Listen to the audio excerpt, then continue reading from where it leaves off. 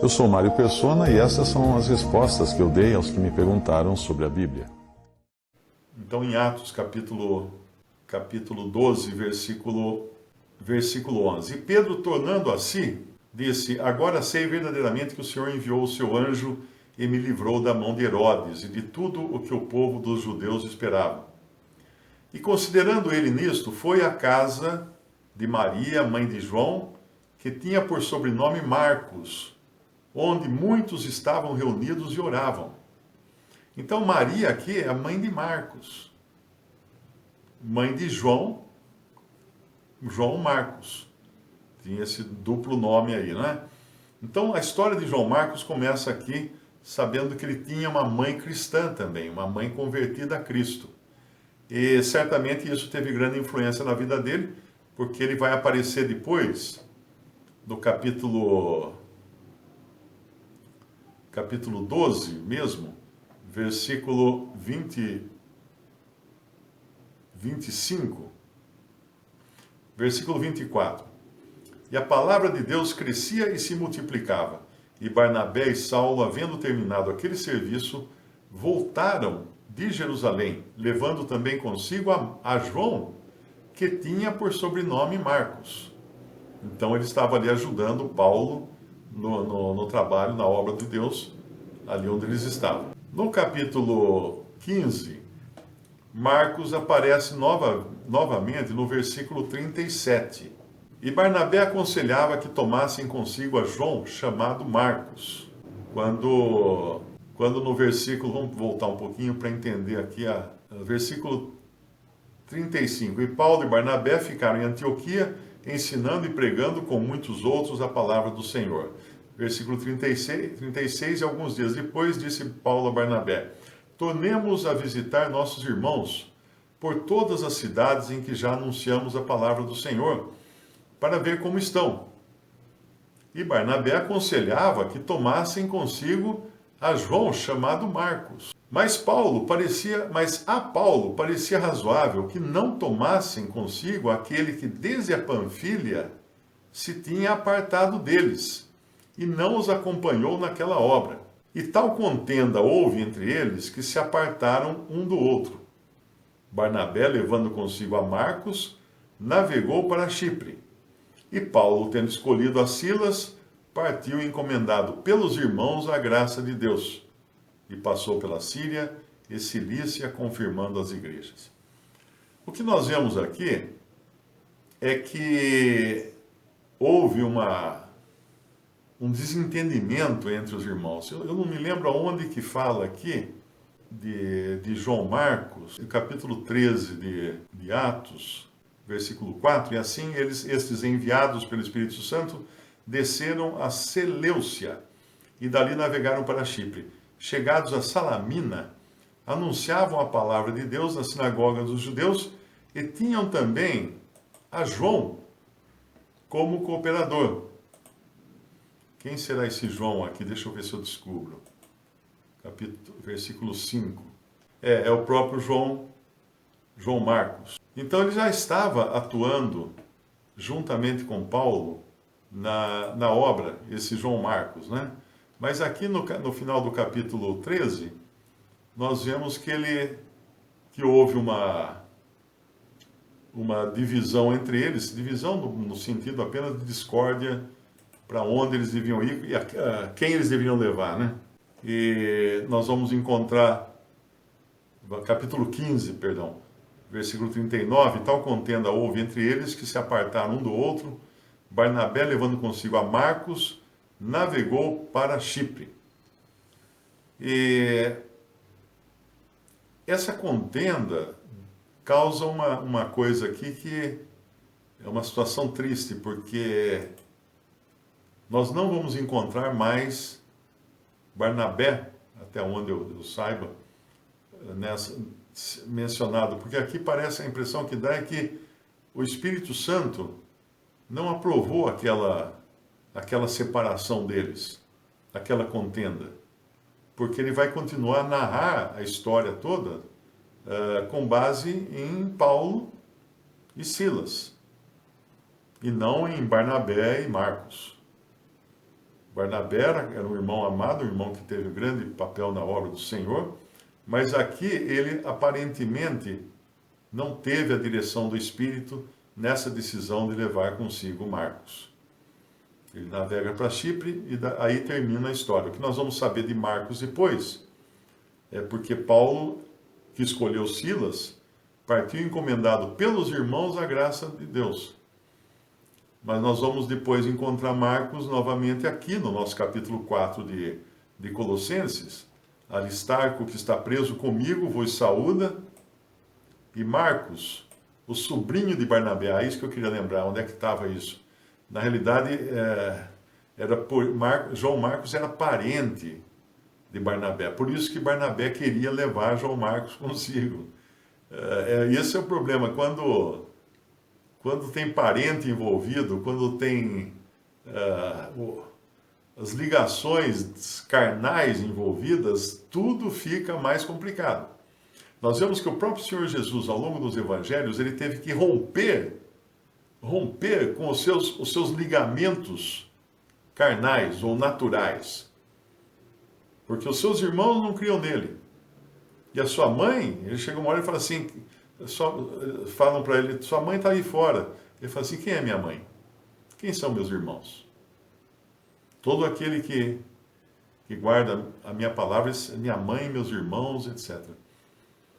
Então ele já não podia mais ter um relacionamento afetivo, natural, com os da sua própria família, porque ele tinha uma missão a cumprir e não podia ser interrompida ou atrapalhada por vínculos familiares. É muito comum na vida do cristão ele ficar tão preso a vínculos familiares que ele não cresce na palavra, porque a sua família fica fazendo pressão em cima dele para voltar à religião antiga, para não seguir a Bíblia, vai ficar louco, ficar lendo a Bíblia, vai ficar louco. Isso aí, o cristão ele tem que saber romper, não brigar, mas romper com os seus vínculos naturais, para servir o Senhor, para estar com o Senhor e estar pronto para receber a direção do Espírito do Senhor. Marcos certamente queria ir com Barnabé, porque era seu tio. E Barnabé queria levar Marcos porque era seu sobrinho. Veja onde que estava o problema aí, olha. Tem casos, né? Eu conheço um caso, pelo menos, de uma obra de literatura no exterior, e um irmão muito, muito fiel nas coisas do Senhor, um grande evangelista e tudo mais, começou essa obra e a coisa foi muito bem, produzindo literatura para vários países, em diferentes línguas e tal. Mas aí ele partiu para estar com o Senhor. E quando ele partiu, o que aconteceu com a obra? Bom, ele tinha uma filha, essa filha era casada, então o genro foi quem tomou conta dessa obra. E depois do genro, a coisa foi diminuindo, né? Foi diminuindo. Daí o genro também morreu. Hoje praticamente acabou essa obra de literatura, porque ficou dentro da família a coisa, né? Ficou ali uma coisa que não era... Uma coisa que é bom entender é o seguinte. Quando uma pessoa tem um dom, aquela pessoa tem o dom. E o Senhor vai usar aquela pessoa. Por isso que esse é um dos grandes problemas de obras, trabalhos do tipo literatura ou outras coisas, que ficam dependentes de uma pessoa e vai muito bem até que essa pessoa morre. Porque ela tinha o dom. Então, ela morreu, tem que parar ali. Para ali. Morreu, não tem mais. Quem vai fazer agora?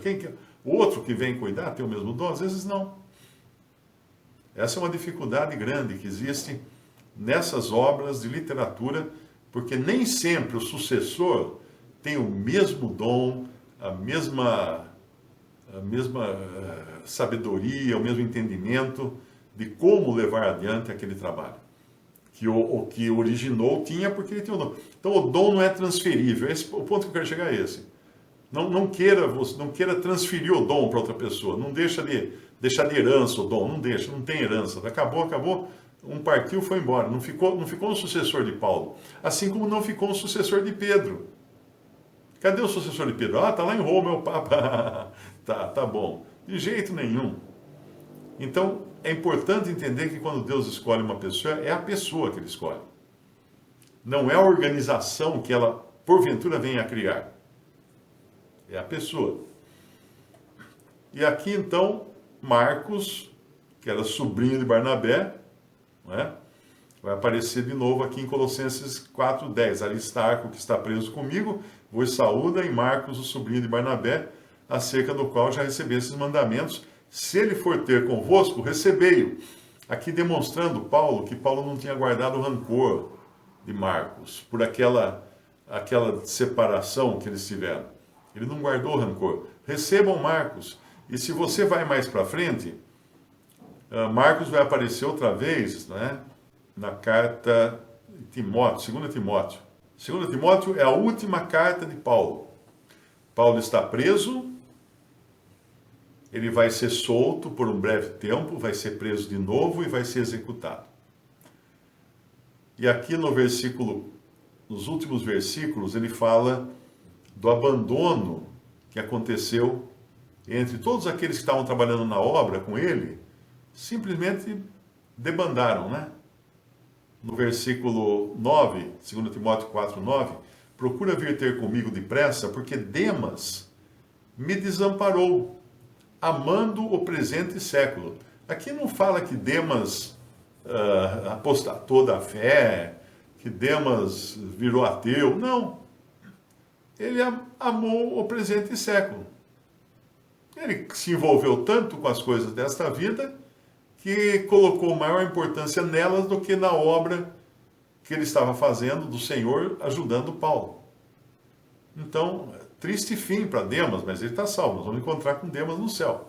Mas um triste fim é chegarmos num ponto em que começamos a encontrar coisas que são mais valiosas para o nosso coração do que aquelas que têm a ver com o Senhor e a sua obra. Demas me desamparou, amando o presente século, foi para Tessalônica. Crescente para a Galácia. Tito para a Dalmácia. Aqui não fala exatamente o que eles fizeram, mas tudo demonstra que Paulo se sentiu só nesses últimos dias da sua vida, né? Aí no versículo 11, só Lucas está comigo.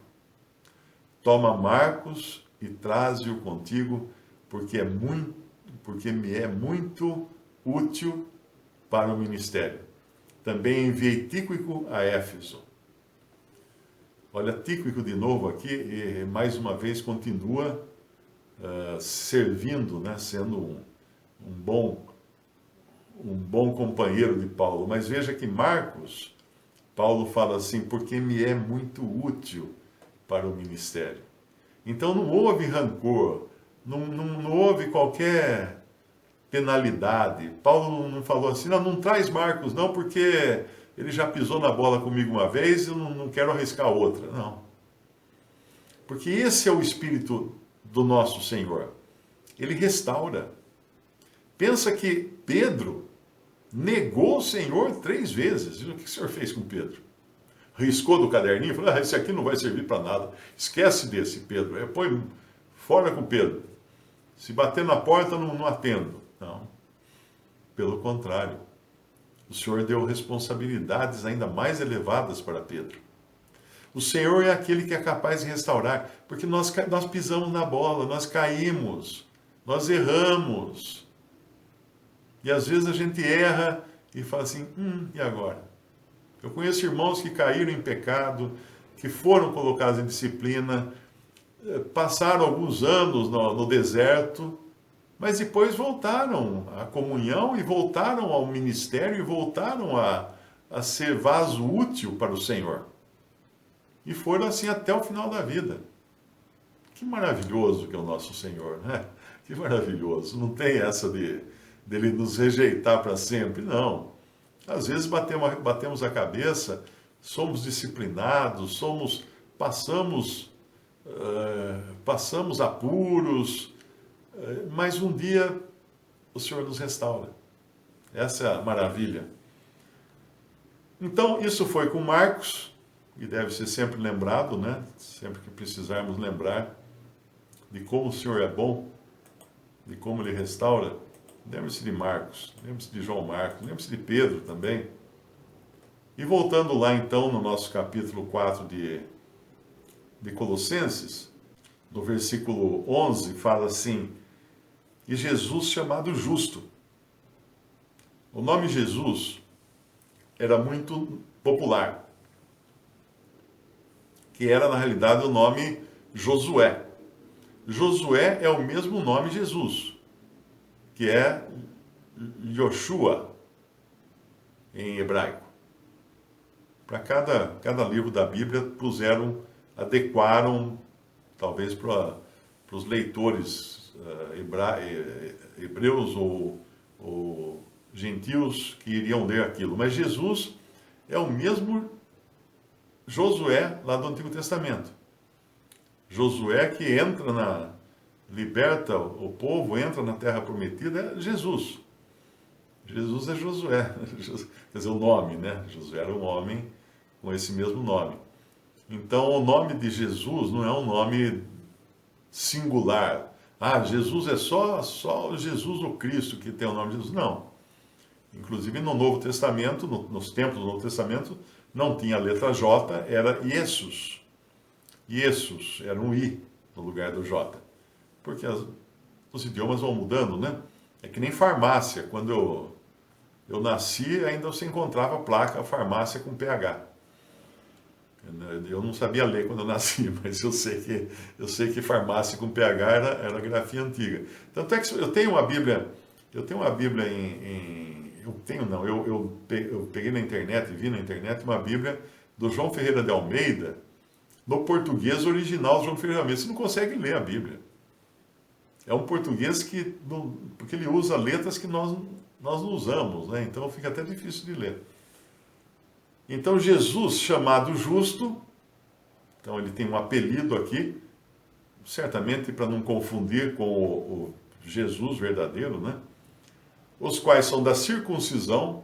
Depois dele falar todos esses nomes, e fulano, e ciclano e beltrano, ele chega no e Jesus, chamado Justo, os quais são da circuncisão. Ou seja, todos esses companheiros de Paulo eram judeus. Eram judeus, porque eles eram da circuncisão. São esses unicamente os meus cooperadores no reino de Deus, e para mim tem sido consolação. É claro que Paulo tinha outros cooperadores em outros momentos, mas aqui dentro dessas circunstâncias, aquele preso em Roma, certamente esses eram aqueles em quem ele podia confiar, que ele podia conseguir ajuda. E no versículo 12, saúda-vos Epáfras, que é dos vossos, mais um aqui, provavelmente era originário lá de Colossos, servo de Cristo, combatendo sempre por vós, em orações, para que vos conserveis firmes, perfeitos e consumados em toda a vontade de Deus. Então esse era o Epáfras, e que orava por eles todos, né, pelos irmãos de Colossos, por essas coisas aqui, para eles continuarem firmes, perfeitos, consumados em toda a vontade de Deus. Aqui estão motivos que nós poderíamos colocar no nosso caderninho de orações. Pois eu lhe dou testemunho de que tem grande zelo por vós, e pelos que estão em Laodiceia e pelos que estão em Hierápolis. Então esse Epáfras era conhecido e conhecedor de mais de uma assembleia. E isso é importante também, né? Nós vemos que tem irmãos que fazem um intercâmbio entre diferentes assembleias, visitando. Aqui no Brasil, nós já temos alguns tomando iniciativa, vários até, tomando essa iniciativa, né?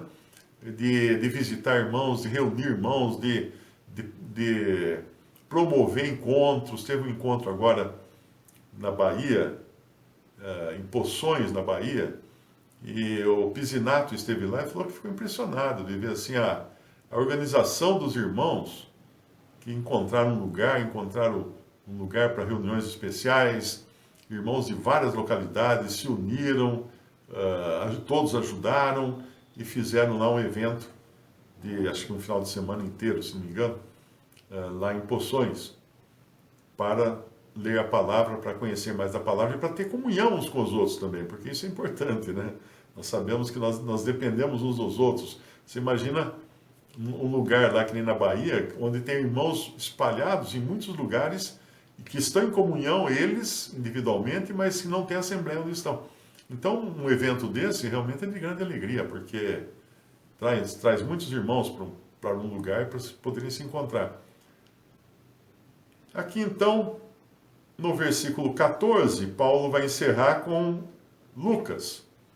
Saúda-vos Lucas, o médico amado, e Demas. Demas que vai aparecer lá na última carta de Paulo a Timóteo. Nós aqui vemos que Demas estava com Paulo, provavelmente preso também. Mas ele depois vai amar o presente século e vai esfriar no seu trabalho para com o Senhor. Que o Senhor possa nos guardar, a todos nós, de perdermos o fôlego, ou perdermos a iniciativa, ou perdermos o prazer de servir o Senhor na sua obra. Não perdemos a salvação, jamais. Essa está selada com o Espírito Santo. Não tem como extrair esse selo, de maneira alguma.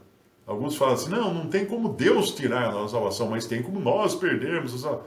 Então você é mais forte do que Deus, você é mais poderoso do que Deus. Nem pensar, nem pensar. Lucas, o médico amado. Deus escolheu Lucas, né? Interessante isso, o Espírito Santo, porque nós temos 4 evangelhos, né? Nós temos Mateus, que apresenta Cristo como o rei dos judeus, temos Marcos, que apresenta o Senhor Jesus como um perfeito servo, temos Lucas, que apresenta o Senhor Jesus como um perfeito homem, e temos João, que mostra ele como Deus. E Lucas foi o que o Espírito Santo escolheu para mostrar Jesus como homem perfeito, porque afinal, quem entende do homem, da humanidade, senão um médico, né? Então Deus parece que tem um bom humor aí, né? um humor até diferenciado, de colocar um médico para escrever o evangelho que fala da humanidade de Jesus, porque médicos são aqueles que cuidam do ser humano. E no versículo 15, saudai os irmãos que estão em Laodiceia, e a ninfa e a igreja que está em sua casa. Essa ninfa aqui tem um debate se era nome de homem ou de mulher, porque aparentemente podia servir para os dois, né? Mas eu acredito que fosse uma irmã, como outras irmãs também, que acabavam recebendo os irmãos em sua casa, recebendo a assembleia na casa, né? A igreja reunia nas casas, nós vemos aqui. Não que isso fosse uma doutrina, se não for numa casa não pode reunir a igreja. Não, eles podiam reunir em qualquer lugar, tanto é que no tempo de perseguição acabavam se reunindo nas catacumbas, nas cavernas, nas grutas, de onde os romanos tiravam as pedras, tiravam mármore e outras pedras para fazer as construções, sobravam aquelas grutas imensas, aquelas minas, né? Então, os cristãos, que depois eram utilizadas para enterrar as pessoas. Eles cortavam a parede da gruta, da mina, faziam um nicho e punham ali o corpo deitado ali, para sepultar ali. E os cristãos usaram muito isso aí, tanto para sepultar os seus mortos, como também para congregar, como lugar de reunião, as catacumbas. E quando essa epístola tiver sido lida entre vós, fazei que também o seja na igreja dos Laodicenses.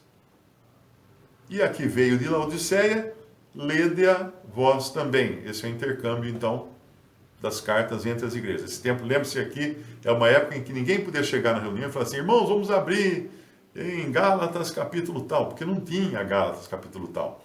Tinham as cartas circulando entre as diferentes assembleias, as cartas dos apóstolos circulando. Então, eles certamente tinham copistas também, né, que recebiam uma carta, tiravam uma cópia, não tinha xerox na época, a cópia era na mão, e mandava então para outra assembleia poder ler a cópia daquela carta que tinham recebido de um apóstolo. Então, essa era a maneira como o Espírito Santo edificou a igreja no princípio através de cartas que hoje nós temos as principais, que o Espírito Santo cuidou para que chegasse até nós. Nós não temos que nos preocupar com isso, falar assim, mas faltou aqui a carta. Não faltou nada. O que o Espírito Santo achou que deveria chegar até nós, ele fez chegar. Simples assim. Né?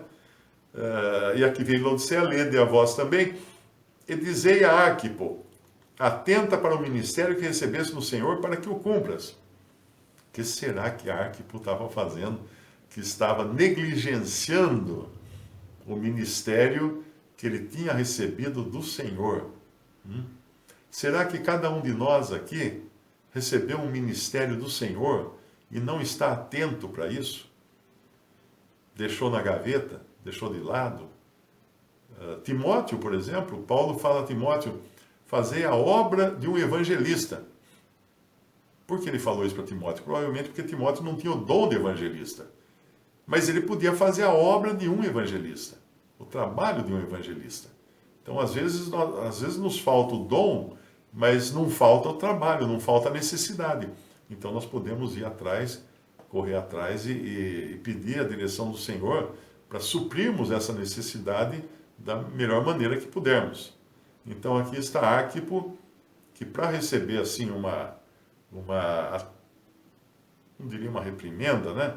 Mas um alerta, talvez Paulo soubesse que ele tinha uma missão a cumprir, ele tinha um ministério a cumprir, mas não estava provavelmente cumprindo ainda, né? E aqui Paulo termina no versículo 18, saudação de minha mão, de Paulo. Lembrai-vos das minhas prisões, graça seja convosco, amém. Por que ele fala saudação de minha mão? Porque a maioria das cartas eram escritas por outros, né? Pelos irmãos que estavam acompanhando ele. Ele ditava, os irmãos escreviam, e talvez chegasse no final ele assinava a carta.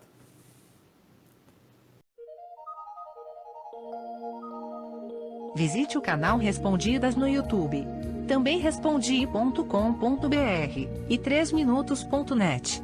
Baixe os livros e o aplicativo.